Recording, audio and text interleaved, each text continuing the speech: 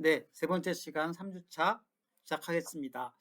음, 다음은요, 예제를 하나 더 해볼까요?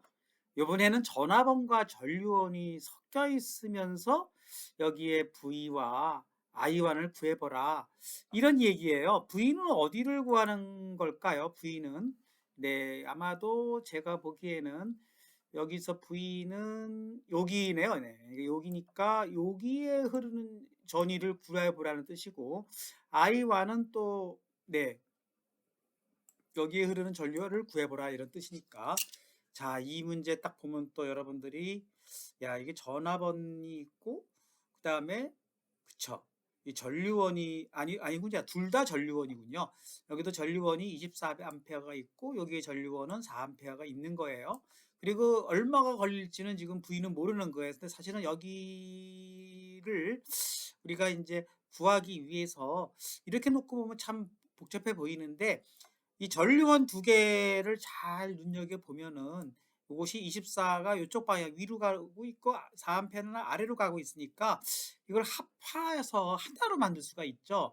그러면 24와 4암페어가 이것이 마이너스로 작용되면서 20암페어짜리로 하나로 이것을 통합시킬 수가 있는 겁니다. 그러면 결국은 이 두 개의 전류원이 하나로 통합되고 나면은 그 다음 문제는 좀 간단해지는 거죠. 이제는 V를 구하는 것이고 그 다음에 여기에 흐르는 전류원 I1과 I2가 얼마로 분배되는가 하는 거는 지금까지 공부했던 두 개의 저항에 대한 분배 법칙을 적용하면 되는 거니까 결국은 주어진 문제를 등가 회로로 바꾼 다음에 결국은 저항값을 분배하는 것은 기존에 했던 두 개의 병렬 저항의 분배 법칙을 적용하는 거니까 간단해지지 않습니까?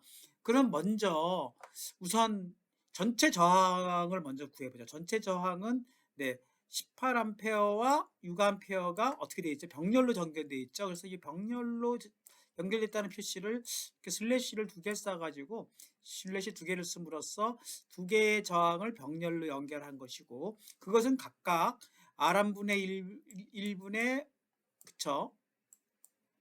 R2분의 1의 역수인데 그것도 조금 뭐 한번 그거를 뭐라 그럴까요? 이거를 한번 또 전개해서 이 역수는 또 사실은 예 이거를 통분해 가지고 결국은 R1분의 1분의 R는 R2분의 그쵸? 이렇게 통분을 시키고 그다음에 분자는 R1과 R2의 더하기가 되지 않습니까?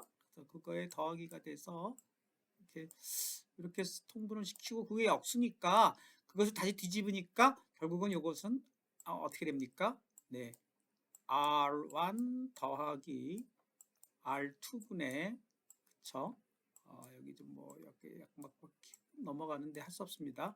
R1, R2가 되는 그 공식을 또 새로 머릿속에 또 여러분이 생각해 볼 수도 있겠죠? 아유, 좀 지저분하게 써졌는데. 그러면 결국은 18과 65의 병렬 저항의 등가 저항은 예, 결국 18 더하기 밑에를 분자를 두 개를 더한 값 18과 6을 더하고요. 그 다음에 위에는 R1, R2 곱한 값이니까 18과 6을 곱한 값으로 해서 전체 저항을 구할 수가 있죠. 뭐 산수이긴 한데 여러분들이 전체 등가 저항을 병렬혈의 등가 저항을 구하는 또 새로운 공식을 머릿속에 또 한번 시켜봤습니다. 뭐 계속 다른 같은 공식을 여러 가지 형태로 이제 바꾸는 거에 불과한 거니까 그렇게 해서 전체 등가 저항을 구하고 전체 등가 저항을 구하면 이제는 이 V는 구할 수 있는 거죠. V는 어떻게 구하죠? 네, 전체 등가 저항에다가 공급 전원 20A죠. 그러니까 결국은 여기가 2분의 9고 그쵸? 그 다음에 등 여기 전체 등가 공급 전원은 20이니까 이렇게 해서 두 개를 곱한 값은 90이 나오게 되겠죠. 네, 여기 이렇게 지워지고 이게 10이 되니까 네, 그래서 90V가 여기 걸린다. 그렇게 손으로 계산해 낼 수가 있는 것이죠. 이거 뭐 금방 이거의 이 문제의 기본적인 포인트는 갑자기 이제 제 강의가 문제풀이식으로 되고 있는데요. 뭐 아무튼 여러 가지 유형의 문제 풀이를 통해서 자꾸 회로에 대한 이해를 높여나가는 거니까 그런 의미에서 정리해 보자면 두 개의 전류원이 있는 것을 하나의 전류원으로 통합한 다음에 결국은 전류원이 주어졌을 때 어떤 병렬 저항의 전체 전류와 전압을 구해보라는 거니까 우리 기존에 있는 병렬 저항 공식을 이용해서 전체 저항 R을 구한 다음에 그거로부터 오음의 법칙을 이용해 가지고 구할 수 있다는 것이고요. 그 다음에 이제 I1은요, 뭐 말 그대로 우리가 생각했던 디비전 로, 머릿속에 이것만 생각하면 되겠죠. 그러니까 디비전 로를 이용해서 우리가 어떻게 구한다고요? 각각의 지멘스, 각각의 컨덕턴스의 비율만큼 구한다고 했으니까 이 공식을 사용해서 우리가 구하면 어떨까요? 그렇게 해서 우선 전체 전류 I가 20이잖아요. 그러니까 20이 어떻게 분배되는가를 생각하면 되는 거니까 20을 딱 놓고 G1이 6분의 1이죠. 그러니까 6분의 1, 그쵸? 그 다음에 G2는요. 18분의 1이 되겠죠. 18분의 1에 각각에 대한 이게 18이 여기다 잘 안 써지는데 열심히 해서 18분의 1 이렇게 써주고 그 다음에 위에는 G2가 됐으니까 18분의 1이 되겠네요. 그래서 이거를 계산해 주면 되겠습니다. 18분의 1 이렇게 계산해 주면 되는 거니까 요거를 위아래로 18을 곱해버리면 2가 1이 될 것이고 그 다음에 여기가 어떻게 될까요? 18 거기 지워지고 여기가 4가 되나요? 4가 되겠죠. 그러면 여기가 20이 되는 거니까 답은 5가 되겠네요. 그래서 5가 나옵니다. 여기 교과서에 대한 마이너스 5가 나오는데 마이너스 5는 여기 방향을 반대로 한 걸 알 수가 있죠. 원래대로라면 이 방향이 내려가는 방향이니까 그래서 마이너스를 붙여줌으로써 답을 구할 수 있는 것입니다.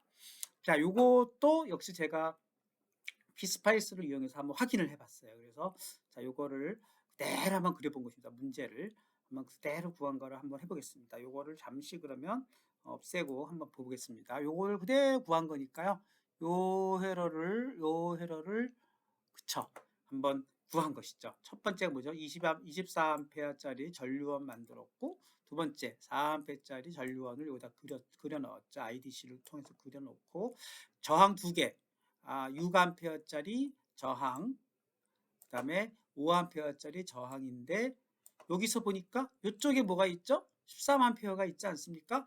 그러니까 13오hm 있지 않습니까? 그거를 제가 위상학적으로는 똑같은 거니까 여기다 배치를 시켜서 여기 직렬 저항 아까 제가 설명할 때 18이란 거 할 때 이 두 개가 직렬로 해가지고 13 더하기 5를 해서 18으로 나온다는 거를 제가 잠깐 설명을 안 드린 것 같아요. 아까 등가 저항을 만들 때 전류원 두 개만 했지 여기 두 개의 직렬 저항이 18Ω로 가는 걸 설명을 생략한 것 같습니다. 지금 다시 추가해서 이 부분이 여기로 18A로 등가화 시켰고 전류원 두 개가 합해졌다. 그걸 한 다음에 6Ω과 18Ω이 병렬로 연결된다. 이것이 맞는 것 같습니다. 그렇게 해서 다시 한번 보완시켜 드리고 그리고 이제 요 두 개의 13과 5을 굳이 그대로 제가 이렇게 직렬로 연결시킨 그림을 그려 놓았고 그 다음에 이제 24와 4A를 다 수정을 하고 6옴, 18, 5로 다 변수값들을 다 지정한 다음에 시뮬레이션을 해보면 이게 V는 90V가 나오는 걸 확인해 볼 수 있었고 손으로 계산한 결과랑 같은 거 확인할 수 있었고 각각의 흐르는 전류는요 여기에 5A가 흐른다고 되어 있고 여기 마이너스 5지만 얘는 지금 다 내려가는 방향으로 계산이 되는 거니까 그쵸 반대로 표시한다 그러면 마이너스는 여기서 표시된 것을 확인해 볼 수가 있습니다. 이 정도로 해서 우리 이제 병렬 저항에 대한 이야기는 마치도록 하겠습니다. 2.5절까지만 하면은 이제 어떤 회로가 주어지더라도 직렬 회로, 병렬 회로, 그 다음에 전류원, 전압원에 대해서 전압과 전류를 계산하는 공식들이고 다시 한번 설명드리면 병렬은 지멘스 합에 분배된다. 직렬은 저항으로 분배된다. 그 다음에 각각의 오음의 법칙을 적절하게 사용하고 또 우리가 키르이프 법칙을 이용해서 각각의 전압과 공식과 각 노드에서 전류합은 일정하다는 그 원리만 여러분 머릿속에 들어간다 그러면은 문제는 이런 회로를 이해하는 데는 아주 적절하지 않나 싶습니다. 여러분 여기까지 오는데도 조금 잘 그래도 좀 따라오기가 힘들다 그러면 뭐 앞으로 조금 더 회로를 계속 전개해 나가면서 조금씩 반복이 될 테니까 처음에 조금 이 부분이 여러분이 받아들이기에 조금 감당하기 힘들더라도 다시 한번 차분하게 이 문제들 한 문제 한 문제만 살피시면 어떨까 싶어요. 그래서 많은 문제를 너무 풀 필요가 없이 주어진 문제만 잘 이해하고 뭐 그다음부터는 문제를 위한 문제라고 전 보여져요. 그러니까 여기까지만 잘 이해하시면 뭐 다시 한번 복습을 해드리자면 이렇습니다. 그냥 처음에 쭉 다시 한번 백을 한번 해보겠습니다.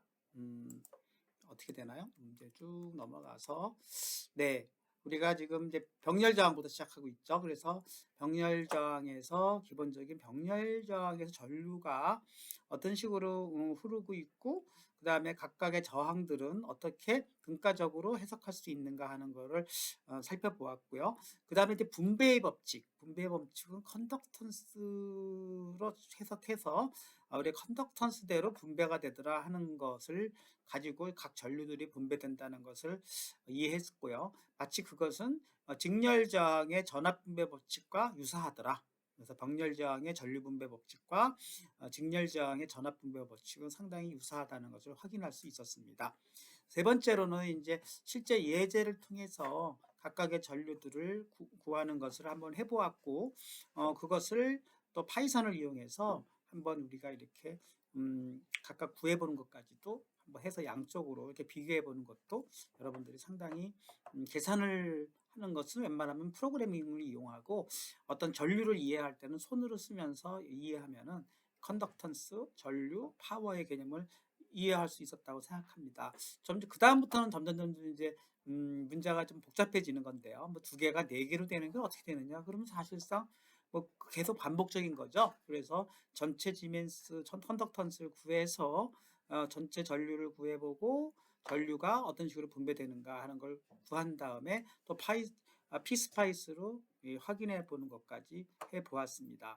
그리고 또 좀 더 이제 지금까지 이제 공부한 거 직렬 저항, 병렬 저항, 그다음에 전류원이 또 1개가 아닌 2개가 있는 경우 이렇게 섞여 있는 복잡한 회로처럼 보이는 경우도 이것을 등가 회로로 간단화시킨 다음에 전류원 2개를 1개로 합치고 직렬은 그대로 그냥 더하기 위해서 직렬 저항을 하나의 단일 저항으로 만들어 버리고 그 다음부터는 병렬 저항의 해석이 되는 거니까 병렬 저항은 그쵸, 지멘스 컨덕턴스의 분배 법칙을 사용해서 구하게 되면은 각각의 흐르는 전류들, 전압들을 계산할 수 있다는 것이고 그것을 피스파이스로 확인해 보았을 때 그것이 서로 일치되는 것까지도 확인해 보았습니다.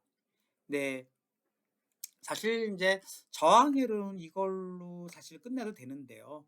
요즘에 또 여러분들이 좀 더 예제를 통해서 몇 가지 예제들을 한번 더 살펴보도록 하겠습니다. 자, 다음과 같은 헬의 전체 저항은 어떻게 되는가? 아주 복잡해 보이죠? 그쵸. 이거에 어떻게 전체 저항을, 등가 저항을 구해보라는 거예요. 이게 하나의 저항으로 계산해 보라는 겁니다. 어떻게 하면 되겠어요? 이게 복잡하지만 잘 뜯어보면 여기서부터 요 3개는 직렬 저항이 아니냐. 그렇게 해서 요걸 직렬 저항을 합해가지고 8, 10, 6으로부터 24옴으로 하나로 표시할 수 있지 않겠습니까? 그래 놓고 요거와 요것은 병렬 저항이 아니냐 해서 요것으로부터 12분의 1과 24분의 1을 다시 역수로 구하는 건데 그걸 암산을 해본다면 12 더하기 24를 해보면 36이고 12 곱하기 24 한 것을 나눠주게 되면 8옴이라는 걸 나올 수가 있죠. 오늘 여러분이 한번 스스로 해보시기 바랍니다. 한번 써볼까요? 네, 요거의 결국은 그쵸. 자, 요거의 병렬 저항을 구해보자는 거죠. 이건 어떻게 됩니까? 병렬 공식은 그냥 밑에는 2개를 더한 거. 그러니까 우리가 아까 새로 유도한 공식이죠. R1 플러스 R2분의 R1 R2. 그러니까 24 분의 요거 분의 12, 24. 12와 24가 곱해진 거죠. 요거를 이제 여러분들이 손으로 쓴다 그러면 그냥 암산으로 구해야 되는 거죠. 네. 뭐 어떻게 구하면 될까요? 이거 다 일일이 뭐 12 곱하기 24 해도 되는 건데 딱 보니까 전부 12의 약수로 되지 않습니까? 그러니까 12로 나눈다면은 여기가 24가 되고, 그쵸? 이게 12로 나누면 여기는 1이 되고 여기는 2가 되니까 결국은 3분의 24가 돼서 8이라는 게 나오네요. 그래서 이렇게 8이라는 걸로 얘를 줄일 수가 있습니다. 그래 놓고 나면은 다시 얘랑은 뭡니까? 다시 뭐죠? 또 직렬 아닙니까? 그러니까 결국은 이번에는 6과 또 얘는 직렬이니까 12가 되는 거죠. 그래서 다시 6과 12의 또 병렬은 또 4옴이라는 걸 계산할 수 있었어요. 그 4옴도 한번 계산해 볼까요? 어떻게 돼요? 6과 12의 6과 병렬은 이렇게 슬래시를 두 개 쓴다 그랬으니까 12의 직렬은 병렬은 어떻게 됩니까? 6 더하기 또 12분의 6 곱하기 10이죠. 이렇게 해볼 수가 있고, 이것도 역시 가만히 보면 다 6으로 나뉘어지는 수니까 6으로 나누면 이건 위 분자는 12, 분모는 1과 2가 되지 않습니까? 그러니까 3분의 10이니까 4가 나오네요. 이렇게 해서 4가 나오는 걸 확인해 볼 수 있습니다. 그렇게 나오고 나니까 그 다음에 어떻게 되는 거죠? 세 개가 전부 이제 직렬로 되는 것밖에 안 남잖아요. 그러니까 그렇죠.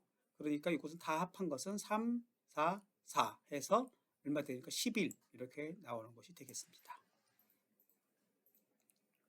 그러면 그거를 또 파이썬으로 한번 확인해 봤어요. 파이썬 코드 한번 잘 보시겠습니다.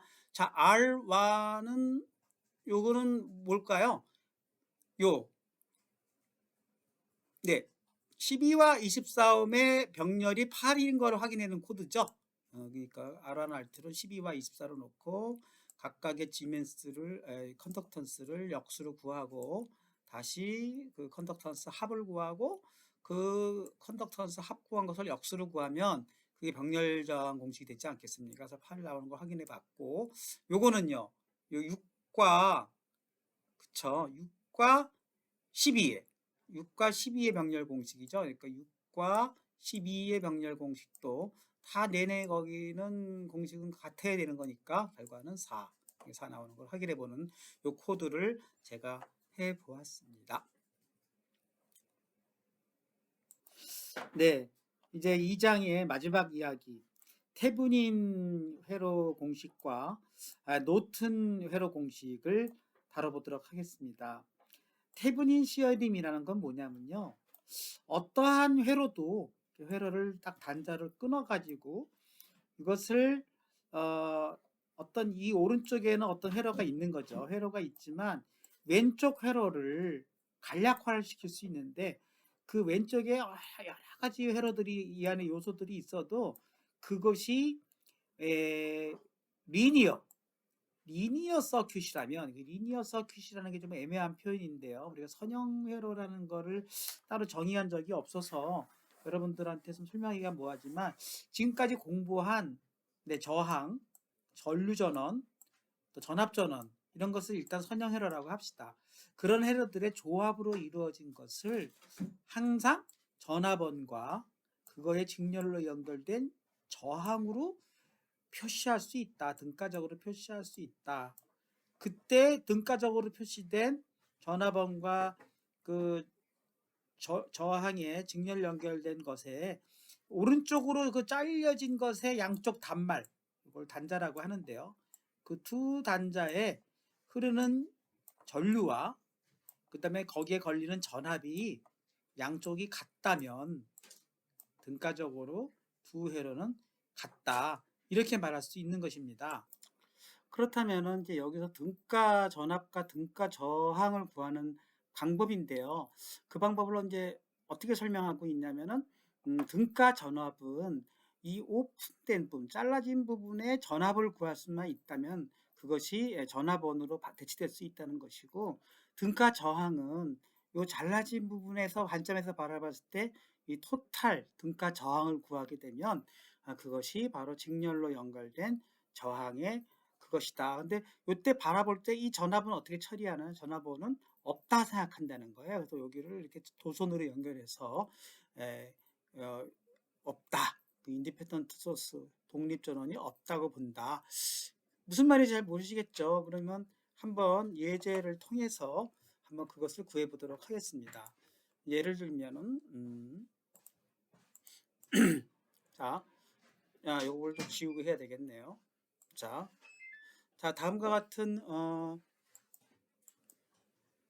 자, 예제, 너무 어려운 예제죠? 요 예제를 갖고 한번 해봅시다. 다음과 같은 회로에 그쵸. 우리가 대분인 등가 회로를 구해보자 이겁니다. 그러면 이제 어떻게 될까요? 요 빨간 부분을 잘라보라는 얘기예요. 이렇게 딱 끊었을 때 요 왼쪽의 회로를 어떤 형태로든 어떻게 만들자고요? 그냥 저항과 그다음에 전원으로만 이렇게 등가시키자는 거예요. 그렇게 하려면은 첫 번째로는 요쪽에 요걸 끊었을 때 요쪽으로 바라본 이 전체 저항을 구해야 되는 건데, 그때 구할 때는 이 전원이 없다 생각하자는 거예요. 그러니까 없다 생각을 하니까 이렇게 도선으로만 연결을 이렇게 딱 시켰죠. 그 나머지 부분들은 이렇게 잘랐으니까 여기가 잘렸고, 그럼 저항 3개가 이렇게 남는데, 얘는요, 얘의 등가 저항은 어떻게 됩니까? 그럼 여기가 병렬, 여기가 직렬 아닙니까? 그러니까 결국은 4와 12의 병렬이, 그쵸?를 구하면 되는 건데, 그것은 뭐 여기서 지금 딱 답이 3이라고 나왔는데 한번 3이 되는지 또 연습사를 또 구해보죠. 그러면 어떻게 되는 거니까 지난번 공식에 의해서 4분의 1, 그쵸? 12분의 1, 자 여기가 10 플러스가 되니까 그 다음에 12분의 1 넣고, 그거에 또 뭡니까? 역수잖아요. 이렇게 구한 것이 되겠고, 그러면 여기 양옆을 뭐라 할까? 12로 곱해주게 되면은 여기 12분의, 그쵸? 여기가 1, 4분의 12가 되니까 3이 되겠고, 여기가 11로 곱하면 1이 되니까 결국은 4분의 12가 돼서 답은 3이 나오네요. 그러니까 그렇게 해서 결국은 요거의 병렬은 3이 되고, 그다음에 이제 나머지 1이 그렇죠. 직렬로 되는 거니까 두 개가 더해지는 거 아닙니까? 이게 더해지는 게 지워졌으니까. 그러니까 결국은 4옴이라는 등가 저항을 구할 수가 있는 거죠. 그러니까 여기에 저항은 4옴이라는 등가 저항을 구하고, 그 다음에 요 단자의 전위차를 구해야 되겠죠. 요 전위. 그거는 또 어떻게 구하느냐? 여기에 걸리는 전압을 구하자는 거예요. 결국은 여기 걸리는 전압을 어떻게 구하느냐 이렇게 봤더니, 여기 사실은 여기를 우리가 키르기프의 법칙으로 봤을 때 이쪽으로는 사실은 끊어버렸기 때문에 어떻게 보면 여기에는 그쵸, 전이 전압을 갖다가 구하기가 어렵지 않습니까? 그럼 요거는 없다고 생각하는 겁니다. 이 거꾸로 여기가 사실은 없다. 왜냐면 이쪽으로는 전류가 흐르질 않으니까. 그렇게 되면은 여기의 전압은 뭡니까? 전압의 분배 법칙 아닙니까? 그러니까 분배 법칙은 또 어떻게 구하는 거예요? 우리가 지난번에 얘기했듯이 양옆에 저항을 더하고, 여기에 걸리는 전압은 여기에 걸리는 것이고 12고, 그다음에 여기 걸리는 32가 분배가 되는 거니까 32가 16분의 12가 돼서, 그쵸? 3분의 2가 돼가지고 24가 되지 않습니까? 그쵸? 계산 잘못된 거 아니니까 16분의 12가 되는 거니까, 그렇죠? 16분의 12가 되는 거니까 네, 여기가 2가 돼가지고 2 곱하기 12 해가지고 24가 되는 거죠. 그래서 결국은 대분인 공식에 의해서 여기는 24V와 4옴과의 등가 저항으로 얘를 표시할 수가 있는 것이 되는 것이죠. 그래서 제가 또 역시 피스파이스로 이 회로를 그대로 옮겨 놓은 것이, 이게 피스파이스 회로고, 잘 보시면 32, 32, 그쵸? 4옴, 4옴, 1옴, 1옴, 12옴, 12옴. 그다음에 여기는 그냥 대충 아무거나 2옴을 하나 놨어요. 그냥. 하지만 그냥 이거는 뭐가 돼도 상관없는 거죠. 그래 놓고 2옴이라고 놓고 32V가 걸렸을 때 전압과 전류들을 구해 보니까 이쪽 단에 8V가 걸리고 여기에 4A 걸리는 걸 확인할 수 있었고, 똑같은 회로를 방금 계산한 대로 여기가 등가 저항이 4옴이고 여기에 전원이 24V라고 했을 때 요 회로를 또 그려봤어요. 요 회로를 그려보고 똑같은 RL 로드 저항을 똑같이 그냥 2옴으로 놨을 때 계산을 해보면 여기에 전압이 8옴, 여기 흐르는 전류가 4A인 것을 또 피스파이스에서 확인해 볼 수가 있습니다. 그러면 이 결과가 같지 않습니까? 요거랑 같고, 그쵸? 또 요거 4A랑 4A랑 같지 않습니까? 그러니까 결국은 뭐예요? 여기를 딱 잘랐을 때 요 회로는, 네, 여기를 딱 잘랐을 때 요 회로와 같다 하는 것을 증명할 수가 있지 않습니까? 증명이라기보다는 검증할 수 있지 않겠습니까? 그렇게 해서 우리가 데브닌 회로의 이퀴벌런트 테브닌 공식은 이무의 회로를 잘랐을 때 전압원과 직렬로 연결된 등가 저항으로 다 간단화할 수 있다는 이론입니다. 그래서 요 이그젠플만 가지고 풀기는 어려울 수는 있겠지만 뭐 충분히 여러분들이 다른 예제들을 나중에 연습 시간을 통해서 공부하도록 하겠습니다. 네, 그 다음에 다음 문제는 요거를 좀 더 복잡하게 하는 여기 전류원이 들어가는 예제인데요. 요거는 나중에 제가 연습 시간에 하는 걸로 하고 스킵을 하도록 하겠습니다. 요거는 그냥 넘어가고요. 그 다음에는 노튼 시어림, 두 번째 시어림인데요. 노튼 시어림을 한번 해보죠. 노튼 시어림은 테브닌하고 반대예요. 어떤 거냐면은 이무의 어떤 회로를 이렇게 잘랐을 때 왼쪽을 전류원과 그거의 병렬로 연결된 등가 저항으로 표시할 수 있다면, 네, 그거에 흐르는 전압과 전류와 그때 나타나는 모든 전기적인 현상은 같다 이거예요. 그쵸? 이것도 어떻게 보면 테브닌은 전압원과 직렬로 연결된 저항으로 대치할 수 있다고 그런다면 모든 회로를 전류원과 병렬로 연결된 저항으로 표시할 수 있다는 것인데, 이것도 역시 예제를 통해서 한번 풀어보면서 이 개념을 잡아보도록 하겠습니다. 자, 다음과 같은 회로에 그쵸, 노튼 이퀴벌런트를 구해보자. 처음부터 문제가 좀 어렵게 나왔어요. 그래서 요것도 그렇지만 요 문제를 가지고 한번 풀어보도록 하겠습니다. 네, 조금 더 간단한 회로로 시작했다면 더 좋았을 텐데, 뭐 예를 들면 여기가 뭐 이렇게 딱 더 이상 전류원이 없는 거로 한다든가 그러면 좋았을 텐데, 뭐 전압원과 전류원이 혼합된 문제로 이것을 노튼의 등가 회로로 구해보라는 건데, 결론적으로 말씀드리면 여기는 1A의 전압원과 이 회로 전체가요 4옴의 등가 저항으로 간단화할 수 있다는 겁니다. 네, 이런 식으로 할 수 있다는 거를 이제 풀어낸 건데요. 처음부터 예제가 조금 어려웠던 것 같습니다. 자, 그래도 한번 해보도록 하겠습니다. 먼저 해야 할 일은 뭐죠? 여기를 잘랐을 때 위쪽으로 바라본 저항을 구하는데요.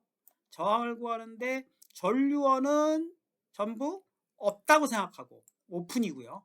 그러니까 여기가 좀 사라지지 않았습니까? 없어졌죠? 네, 여기가 없어졌으니까. 그 다음에 전압원은 네, 이렇게 도선으로 연결해라 그랬으니까 도선으로 연결됐죠. 그 나머지 요 회로가 뭡니까? 요거밖에 안 남지 않습니까? 이거에 뭐죠? 등가 저항을 구하라 그랬는데 딱 보니까 요거는 요렇게 세 개의 저항이 직렬로 연결된 거니까 전부 848이 직렬로 연결된 거고, 5옴이요. 5옴이 병렬로 연결된 거 아닙니까? 그러니까 병렬 표시를 여기다 슬래시 했어요. 그럼 결국은 5와 848 더한 것은 20이니까 5와 20의 병렬 저항을 계산하면 되는 거니까 그 그거는 또 역시 5분의 1과 그쵸? 20분의 1을 더한 것에 역수의 그쵸? 예, 역수를 구하는 거니까 또 우리가 자꾸 양변을 20으로 곱하면 20분의 그다음에 여기는 4가 되겠고 여기는 1이 되니까 결국은 5분의 20이 돼서 네, 4가 나오네요. 역시 파이썬으로 확인해 보면 네, 4가 나오는 걸 확인해 볼 수 있습니다. 그쵸? R1은 5로 놓고요. R2는 848로 놨죠. 그래 놓고 병렬 공식을 써가지고 계산해 봤더니 4옴이 나왔습니다. 자, 일단 4를 구했으니까 여기는 4옴이라고 병렬 저항이라고 쓸 수 있는 거고. 이제 전화번만 구하면 되겠네요. 자, 전화번은 뭐라고요?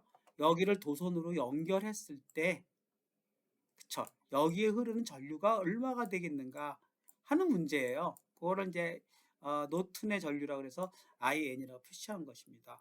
자, 여기서부터 이거는 좀 쉽지가 않아요.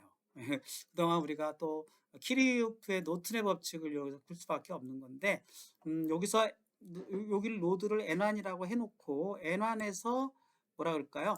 키리우프의 법칙을 적용하게 되면은 들어가는 전류가 I1, 나가는 전류가 I2와 IN 아닙니까? 그러니까 결국은 I1 들어가는 전류는 I2와 IN으로 등가를 놓고요. 그 다음에 이제 루프가 두 개가 있는데요. L1 루프에서 전압 강화 공식을 쓰게 되면은 결국은 여기서 V1이라는 요 전압을 이제 구하는 건데요. V1에서부터 전압 강화가 여기서 일어나고 여기서 일어나죠. 그러니까 V1은 전압 강화가 여기서 일어나면서 네, 4i2가 되네요. 여기 i2가 흐른다 그랬으니까 4i2가 되고 그다음에 여기서는 그냥 전압 원이니까 12V만큼 떨어지게 되겠네. 그러니까 여기가 전압 강화량. 그래서 그것이 V1이 여기는 전압 상승량, 여기는 전압 강화량 이렇게 해서 키르호프의 전압 강화 공식을 요 에란 루프에서 적용했던 거고 L2 루프가 있습니다. L2 루프는요. 다시 바깥쪽 루프를 L2 루프라고 했습니다. 그렇게 되면 또 V1이 여기서 흐르면서 여기서 한번 전압 강화가 일어나면서 네, 그렇죠. 요게 L2 루프니까 요렇게 8. 그다음에 여기는 도선으로 연결해서 전압 강화가 안 일어나고 여기서 뭡니까? 네, 다시 8 해서 8옴, 8옴에서 직렬로 16옴이 되는 거니까 16 IN이 흐르는 거죠. 16 IN이 이렇게 흘러서 결국은 V1이 되는 거니까 요식을 세울 수가 있는 것입니다. 얘는 왜 생각을 안 했느냐? 라는 문제가 생길 수 있죠. 근데 여기가 저항이 있고 그다음에 여기 도선으로 연결해 버리면은 실질적으로는 전류 분배 법칙에서 전류는 전부 이쪽으로 흐를 수밖에 없어요. 이쪽으로 흐르는 전류가 제로가 됩니다. 결국은 존재하지 않는 거랑 똑같으니까 여기를 없다고 가정하는 것입니다. 조금 이런 부분이 좀 어려운 부분인데 너무 뭐 교과서대로 진행하다 보니까 이 어려운 예제를 하게 됐어요. 그러면 이제 수식이 몇 개가 나옵니까? 네, 여기서 I1은 어차피 여기서 2A라고 주어졌으니까 결국은 I1을 여기다 2를 대입하게 되면은 요 식으로부터 2는 IN 플러스 IN식이 나오고 두 번째 요 식으로부터 V1은 네, 4I2 12가 나오고요. 요 식으로부터 VR1은 16IN인데 IN 대신에 여기서 IN은 또 E-I2라고 볼 수 있지 않습니까? 그렇게 그쵸? 그러면 요거를 요 안으로 집어넣으면은 이런 식이 나올 수가 있겠죠. 16I2는 플러스 32. 네, 요거 여러분 좀 잘 따져 보십시오. 여기를 IN을 16의 IN 대신에 요 IN 대신에 요 그쵸 IN을 대입하면 한번 써볼까요? 네, 이렇게 쓰면 16에다가 IN은 E-I2 아닙니까? 그러니까 E-I2가 돼가지고 네, 이렇게 되고 그럼 요거를 전개해 보면 32 마이너스 16i2가 되지 않습니까? 여러분이 손으로 써보면 이건 다 단순하게 풀리는 부분이라고 생각합니다. 그쵸? 마이너스 16i2 플러스 32 이렇게 썼어요. 요 식이 나왔죠. 그러면 이제 요 두 식으로부터 V1과 I2를 구할 수가 있는데요. 두 식으로부터 구하려면은 또 여기서 생략된 게 있어요. 여기서 I2는 1이고 V1은 16이라고 구했는데 이거 어떻게 구할 수 있을까요? 음, 여기서부터 요식을 빼버리면 V1, V2가 사라지면서 0이 되고요. 그쵸? 이렇게 쓰고 그다음에 어느 쪽으로 뺄까요? 이쪽으로 뺄까요? 위에서 아래로 뺄까요? 그러면 여기가 플러스 4가 돼서 빼는 순간에 플러스 16으로 바뀌어서 20i2가 되네요. 그럼 20i2 이렇게 써주시고 손으로 한번 써보세요. 그럼 아래에서 빼는 거니까 여기가 마이너스 20이 되네요. 마이너스 20이 되지 않습니까? 네, 그런 식으로 해가지고 결국은 i2를 구해보게 되면은 i2는 얼마가 돼요? 21로 넘어가니까 i2는 1이 나오지 않습니까? 그러니까 i2가 여기서 1을 구한 거죠. 그래서 여기 1을 구했고요. 그래서 i2가 일단 2가 구해지면 i2 1을 대입하면은 v1은 16이 되지 않습니까? 4 플러스 10이니까 16이 됐고 iN은요. 다시 2-i2니까 i2가 1이라 그랬으니까 iN은 1이 될 수밖에 없죠. 그래서 이미 이렇게 해서 요 세 개의 방정식으로부터 이렇게 i2, v1, iN을 구할 수 있는 거예요. 우리는 관점이 뭐죠? IN만 구하면 되는 거니까 IN은 1A 이렇게 구할 수가 있는 것입니다. 아, 네, 노튼 이퀘이션, 노튼 이퀴벌런트, 이거 여러분 오늘 하루 처음 배운다고 해서 다 이해하기를 제가 기대하는 거는 조금 무리인 것 같아요. 그래서 여러분들 요 관계식 보시고 여기까지 구하는 것까지 해서 일단 노튼 이퀴벌런트까지 제가 설명을 드렸습니다. 다음 시간에요. 이 이제 태브닌 헤러하고 노튼 헤러를 가지고 좀 더 저희가 다양한 예제를 가지고 아마 여러분들 요 3강까지 제 목표는 태브닌 헤러와 노튼 헤러, 그다음에 직렬 헤러, 병렬 헤러 그것만 잘 이해하시면은 2강에서는 충분히 여러분들한테 목적한 대로 할 수 있을 것 같습니다. 그래서 다음 시간에 4강에서 좀 더 본격적으로 이 태브닌 헤러와 놀튼 헤러가 결국은 등가적으로 다 같은 거다 하는 것을 또 증명할 것이고요. 따라서 태브닌 헤러가 노튼 헤러로 바뀔 수도 있고 노튼 헤러가 또 태브닌 헤러로 바뀔 수가 있어요. 이렇게 상호 변환도 가능하다는 것까지 해가지고 일단 오늘 3주차 강의 태브닌과 노튼의 이퀴버런트까지만 해보았습니다. 여러분 이제 제 강의의 이제 정리를 좀 해보도록 하겠습니다.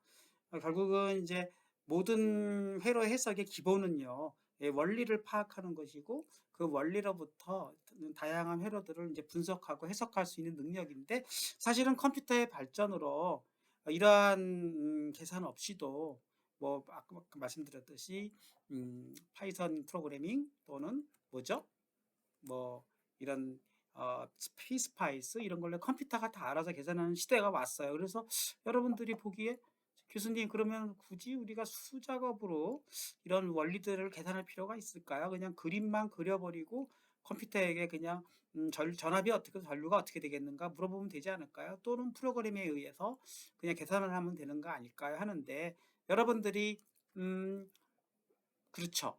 그래도 우리가 어려서 산수를 배우면서 더하기 빼기의 원리를 알면서 기본적으로 아는 상태에서 계산기를 사용해서 복잡한 계산을 하듯이 우리도 기본적인 회로는 우선은 전류전압의 법칙, 그리고 직렬저항과 병렬저항의 원리, 그리고 태분인과 노튼의 이퀴벌런트 정도만 살짝 이해해 놓고 그 다음에 진짜 복잡한 회로들은 프로그램과 피스파이스 이런 걸 이용해서 해석하는 것이 어떨까 하는 것이 저의 생각입니다. 그래서 너무 복잡한 회로를 다 풀게 하는 것은 저도 그거는 바보짓이라 생각합니다. 그래서 복잡한 회로는 말 그대로 컴퓨터에게 맡기고 하지만 해석은 어느 정도 기본적인 회로를 가지고 해석하는 능력까지만 이해를 하면은 아마 2장에서 다루고자 하는 이 여러 가지 원리들을 제가 여러분들에게 전달한 게 아닌가 싶습니다. 네, 교수님, 오늘 학생분들 오늘 강의는 여기까지 하는 걸로 하고 이제 사실은 4주차에서 사실은 제가 과제를 낸다고 했는데 조금 과제를 앞당겨서 제가 오늘까지 한 내용들을 몇 가지 여러분들에게 그래도 중간 평가도 좀 받고 여러분들이 어떠한 또 강의의 난이도 뭐 그것도 좀 알고 싶고요. 또 여러분들이 여기까지 얼마나 잘 이해했는가 또 제가 좀 알아보기 위해서 간단한 과제를 내도록 하겠습니다. 네, 3주 강의 여기서 마치도록 하겠습니다.